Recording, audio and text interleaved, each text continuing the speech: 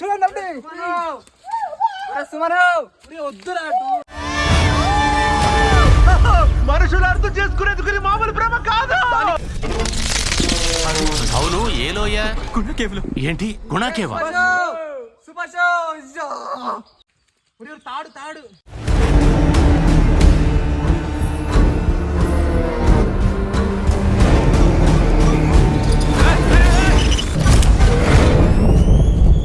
మీరు మాత్రం ఏం చేయగలరు?